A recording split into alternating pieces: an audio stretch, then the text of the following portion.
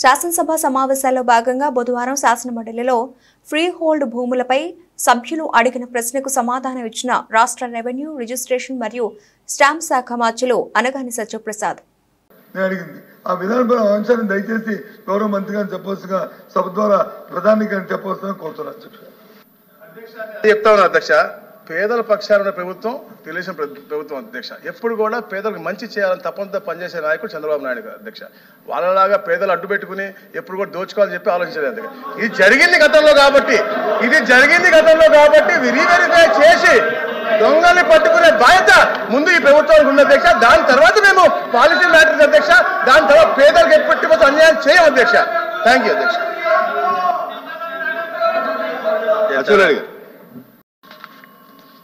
గత ప్రభుత్వం అధ్యక్ష ఎప్పుడు కూడా బడుగు బలహీన వర్గాలకి మేము అది చేసాం చెప్పుకోవడం తప్ప వాళ్ళకి అన్యాయం జరిగే విధంగా ఏదైతే వారి యొక్క భూములను బదలాయింపు నిషేధం ఉన్నటువంటి చట్టం 1977ని సవరించి కొత్త చట్టం అధ్యక్ష 35/2023 ద్వారా కొన్ని సవరణలు చేసింది అధ్యక్ష.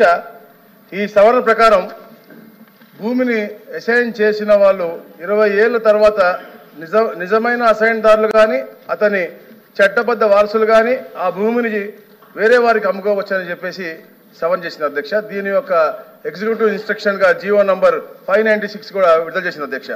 అయితే అధ్యక్ష సరిగ్గా ఎన్నికలకి 6 నెలల ముందు ఈ చట్టాన్ని తీసుకొచ్చారు అధ్యక్ష. గత ప్రభుత్వం తీసుకొచ్చి అధ్యక్ష ఏదైతే ముందుగానే తెలుసుకుని ఈ చట్టం వస్తుందని చెప్పేసి వాళ్ళ యొక్క నాయకులు వారి యొక్క ముఖ్య అనుయాయులందరూ కూడా పేద ప్రజల దగ్గరికి వెళ్ళి అది అన్యాయం అయ్యే విధంగా వాళ్ళని బెదిరించో బామాలో బతిమాలో ఏదో రకంగా వాళ్ళ భూమిని రాయించుకున్న సంఘటనలు చాలా జరిగినాయి అధ్యక్ష. దాదాపుగా అధ్యక్ష మనం చూస్తూ ఉంటే 9,96,000 చెప్పాను కదా అధ్యక్ష, 9,93,000 ఎకరాలు అధ్యక్ష. దాంట్లో అధ్యక్ష 25,000 ఎకరాలు రిజిస్ట్రేషన్ కూడా జరగడం జరిగింది అధ్యక్ష. దాంట్లో దాదాపుగా 7,000 అన్లాఫుల్ రిజిస్ట్రేషన్ జరిగిందని చెప్పి కూడా మనం తెలుస్తుంది అధ్యక్ష. రాష్ట్రం మొత్తంగా చూస్తూ ఉంటే అధ్యక్ష దాదాపుగా 50% అన్లాఫుల్గా జరిగినాయని కూడా మాకు తెలుస్తూ ఉన్నాయి అధ్యక్ష.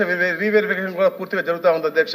అయితే అధ్యక్ష 20 ఏళ్ళు నిండని అసైన్ భూములు, అసలు అసైన్ చెయ్యని భూములు, ప్రభుత్వ భూములను ఫ్రీ హోల్డ్ చేసి వైసీపీ గద్దలు ఈ భూములు దోచుకునే అధ్యక్ష.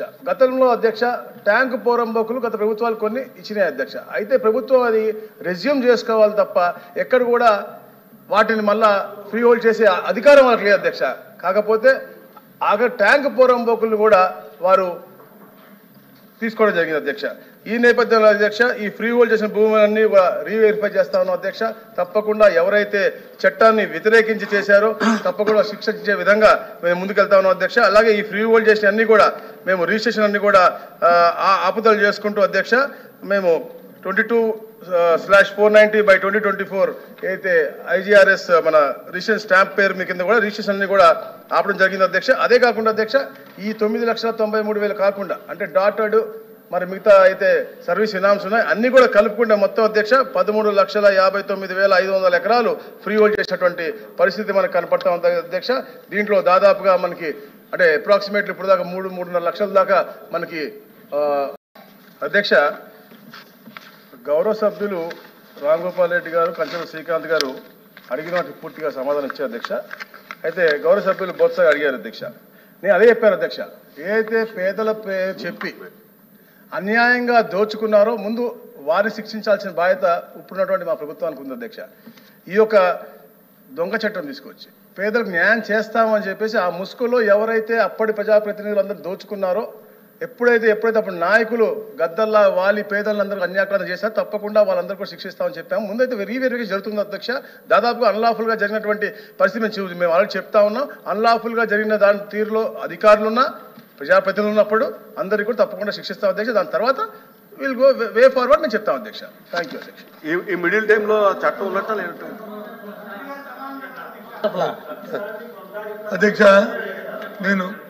నేను సూటిగా మందిగా అడుగుతుంది, ప్రభుత్వం తప్పు చేసిన మనం శిక్షించడంలో ఎవరికి అభిప్రాయపడాలి ఏ ఎంక్వైరీ చేసుకునే అభ్యంతరం అధ్యక్ష. ఎందుకంటే తప్పు చేసిన వాళ్ళు శిక్షించబడాలి, అది ప్రభుత్వం చట్టాలను నిర్దేశించబడింది అధ్యక్ష. దానికి చట్టాలు కూడా అధ్యక్ష.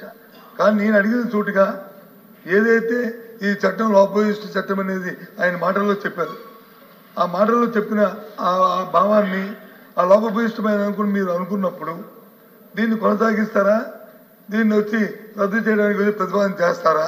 నేను అడిగిన ప్రశ్న అదే అధ్యక్ష. నేను ఎవరి మీద